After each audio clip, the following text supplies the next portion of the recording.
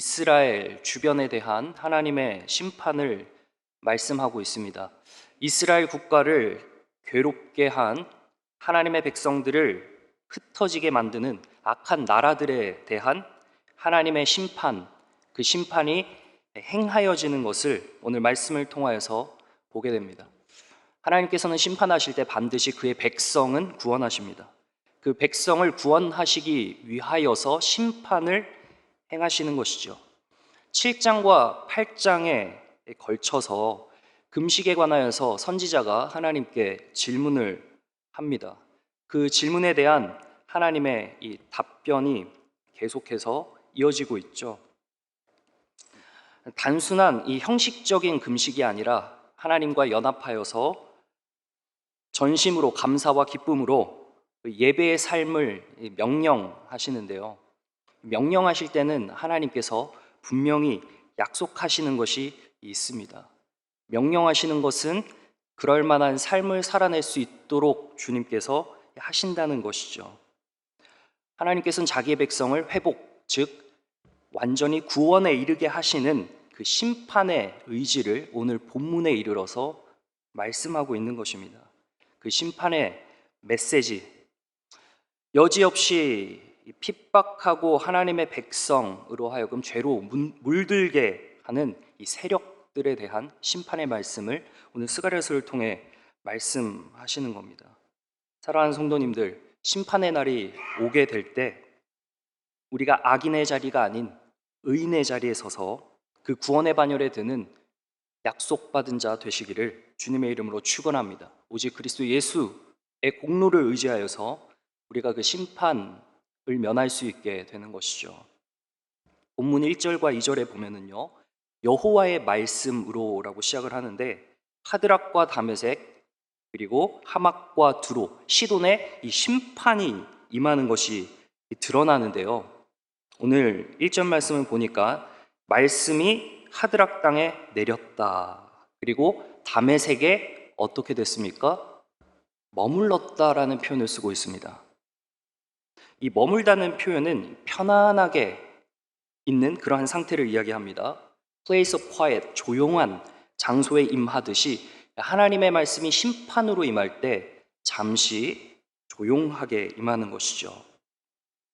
이 조용하게 임하는, 머물다라는 표현은 이스라엘 백성이 가나안을 거초로 삼았을 때를 이야기하기도 합니다.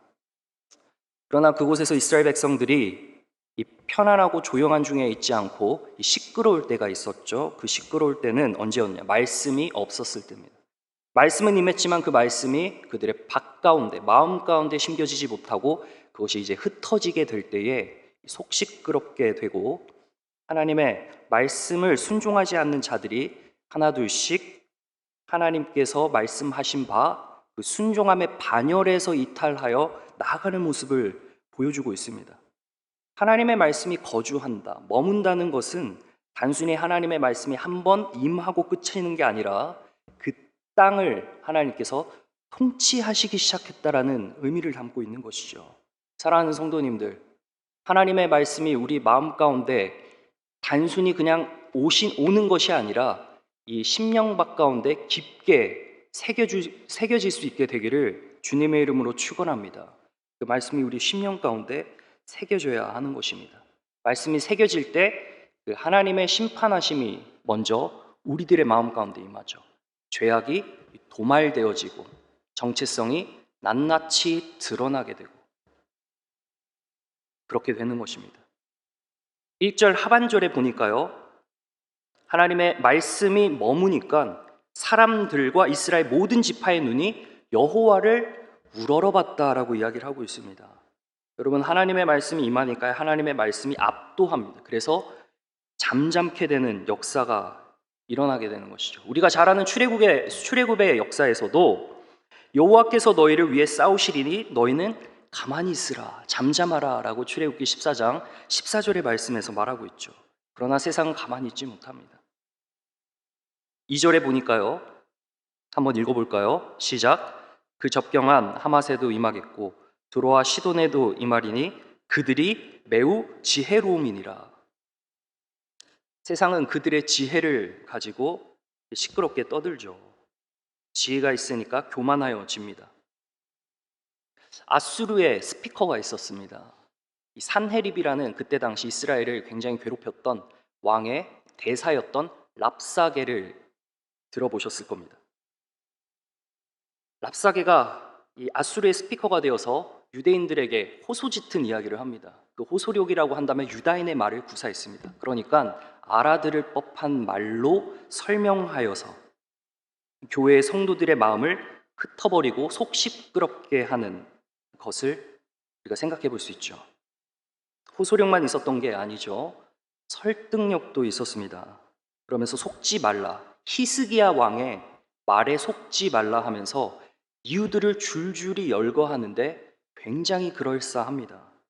근데 그때 열왕기하 18장 36절에 보니까 왕이 명하여 그 백성들이 다 잠잠했다라고 이야기를 합니다. 사랑하는 성도님들, 우리의 마음을 흩어지게 만들고 분산시키며 분열하게 만드는 마귀의 속성은 교회를 분란하게 만드는 것임이 분명합니다. 우리의 마음 가운데 주님의 말씀이 임하면 우리의 마음이 잠잠하여집니다. 그리고 하나님의 구원을 바라볼 수 있도록 신뢰하는 마음을 주신다는 것을 믿어 의심하지 않는 저와 여러분 되시기를 주님의 이름으로 축원합니다. 하나님의 말씀이 임하면 우리가 주를 우러러보고 잠잠하여집니다. 우리뿐만 아니라 대적 마귀도 잠잠할 수밖에 없는 것입니다. 그러니 말씀이 새겨질 때 그 말씀으로 속 시끄러운 소리가 들려질 때면 우리가 대적해야 하는 것입니다. 그 자리를 피해야 하는 것입니다. 이러한 말씀이 임할 때는 항상 드러나는 특징이 있죠. 평안함과 질서가 세워지게 되어 있습니다. 내 안에 자아, 교만으로 굽히지 못하는 자존심이 무너지는 정화의 역사가 일어나죠. 하나님의 말씀이 거하게 되면은 하나님을 바라보게 되고 신뢰하게 됩니다. 단 주변에서 바라보지 못하게 하고 신뢰하지 못하게 만드는 그 모든 말들이 우리 가운데 밀려올 때 하나님께서는 그 말씀이 있는 자를 분명히 보호하신다는 것입니다. 하나님의 말씀이 오늘 이날 하루 우리 심령 가운데 새겨져 오늘 여러분의 각처에서 일어난 그 무수한 소리들에도 불구하고 하나님께서 주시는 그 평안함을 맛보는 저와 여러분 되시기를 주님의 이름으로 축원합니다. 세상은 무엇으로 속 시끄럽게 만듭니까? 3절 말씀에 나옵니다. 다 함께 읽어보겠습니다. 시작.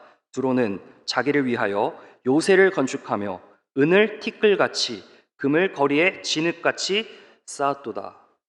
선민 이스라엘 백성들을 흩어지게 만드는 것은 다른 것이 아니라 우상 숭배였습니다.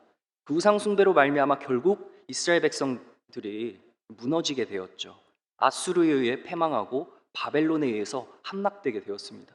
오늘 신약 시대, 교회 시대, 성령 시대, 이 시대를 살아가는 우리에게도 하나님과 견주어서 우리의 신앙을 흩어지게 분산되게 만드는 것은 다름 아닌 이 세상의 속 시끄러운 가치들입니다.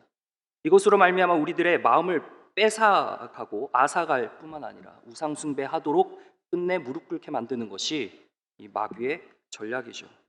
사랑하는 여러분, 분열과 분란, 우리의 마음에 동요가 일어날 때 그저 잠잠하고 주님을 바라보고 마귀를 대적하며 할 수 없거든 그 자리를 피하는 지혜로운 저와 여러분 되시기를 주님의 이름으로 축원합니다. 그럴 때 주님께서 일하시기 시작합니다. 4절 말씀을 함께 보도록 하겠습니다. 4절이요. 시작. 주께서 그를 정복하시며 그의 권세를 바다에 쳐넣으시리니 그가 불에 삼켜질지라. 아멘. 정복하십니다. 완전히 악의 세력을 무력화시킨다는 말입니다. 정복하다는 말은 빼앗다는 말입니다. 취하다는 말입니다. 벗겨낸다는 말입니다. 무엇을 정복합니까? 모든 악의 세력들을 다 정복하십니다. 그의 권세를 어디에 넣어요? 바다에 넣습니다. 세상이 믿었던 것, 은과 금입니다. 그들에게 있었던 권세, 직함, 자격, 권리가 되지 않겠습니까? 그것들을 물거품으로 만들어 버리십니다. 그것들을 쌓기 위해서 자아와 그 내면의 교만함으로 채워졌던 그 인격을 주님께서 완전히 태워 버리신다는 것이죠. 불에 삼켜진다는 것입니다. 그 결과 이웃 국가들까지 그 심판의 영향력이 미치게 되죠. 하막과 두로 시돈뿐만 아니라 그 주변의 국가 어디였습니까? 해안에 있었던 5 블레셋의 종족들이죠. 5절에 보니까 아스글론이 나옵니다. 그들이 무서워해요. 가사가 심히 아파한다. 에그론의 소망이 수치가 된다. 임금이 끊어지고 주민들이 없어지고. 6절에 보니까 잡족이 거주하고 끝내 블레셋 사람의 무엇이 끊어진다고 이야기하고 있습니까? 교만이 끊어진다고 하고 있습니다. 사랑하는 성도님들, 세상에 하나님의 심판이 임할 때 하나님께서 그들의 모든 것들을 다 해체시키고 그리고 그 무력들을 완전히 무력화시켜 버린다는 그 사실. 오늘 이 시대를 살아가는 우리들의 마음 가운데서도 하나님 앞에 늘 우리가 교만함으로 혹여 서지 않나라는 것을 보게 될 때 하나님의 말씀이 임할 때는 그것이 심판적인 성격이 분명히 있죠. 죄악된 것을 심판하시되 주님께서는 그것을 도말시키심으로 구원의 자리로 인도하시고 이끄신다는 사실을 우리가 기억해야 할 것입니다. 실제로 페르시아 시대 이후에는 이 블레셋 족속이 약화되기 시작했다는 것입니다. 그리고 일부는 이스라엘 족속에게 이제 흡수가 됩니다. 7절 말씀이 그 말씀이 나오는 것이죠. 7절 말씀 한번 읽어보겠습니다. 함께요. 시작. 그의 입에서 그의 피를 그의 입 사이에서 그 가증한 것을 제거하리니 그들도 남아서 우리 하나님께로 돌아와서 유다의 한 지도자같이 되겠고 에그로는 여부스 사람같이 되리라. 아멘. 심판 가운데서도 회개의 기회가 주어집니다. 하나님께서는 심판하실 때 반드시 그의 백성들을 회개의 기회를 허락하시며 회개의 자리로 인도하신다는 겁니다. 우리들의 교만의 옷을 벗겨버리고 교만의 옷을 취하시고 의의 옷을 입혀주신다는 사실 앞에 우리가 얼마나 감사한지 말로 다 할 수가 없는 것입니다. 하나님께서는 심판하실 때 단순히 적을 제거하시는 것이 아니라 그 적의 변화까지 포함시킨다는 것이죠. 사랑하는 여러분, 오늘 우리들의 삶 가운데서도 우리들의 마음 가운데 도저히 풀리지 않는 우리들의 자아의 숙제, 교만함, 그것이 하나님의 말씀으로 하나하나씩 벗겨지게 되는 그러한 성숙한 그리스도인 다 되시기를 주님의 이름으로 부탁드립니다. 구원과 심판이 있음에도 강팍해지는 자들은 있습니다. 마지막 때가 이를수록에 그들의 행위를 회개치 않는다 그러죠. 불의를 행하는 자들은 그대로 두라 그랬습니다. 거룩한 자들은 그대로 거룩하게 두라고 했습니다. 돌아와서 믿음의 반열에 서게 되는 자는 하나님께서 도우십니다. 그것이 오늘 마지막 말씀 8절에 나옵니다. 마지막 8절 말씀을 읽고 말씀을 줄여 마칩니다. 다 함께 읽겠습니다. 시작. 내가 내 집을 둘러 진을 쳐서 적군을 막아 거기 왕래하지 못하게 할 것이라. 포악한 자가 다시는 그 지경으로 지나가지 못하리니 이는 내가 눈으로 친히 봄이라. 아수르 그 대적 앞에 잠자마자 하나님께서 일하시죠. 그래서 그 이튿날 18만 5천의 대군이 다 성장이 됩니다. 그리고 하나님께서는 이렇게 말씀하십니다. 나의 종 다윗을 위하여 이 성을 보호하여 구원하리라 라고 이야기를 합니다. 교회를 통하여서 마지막 시대 하나님께서는 이곳 가운데 천군 천사로 진을 치시고 교회 성도의 신앙을 보호하신다는 사실을 기억하시길 바랍니다. 하나님께서는 주의 백성을 철저하게 보호하십니다.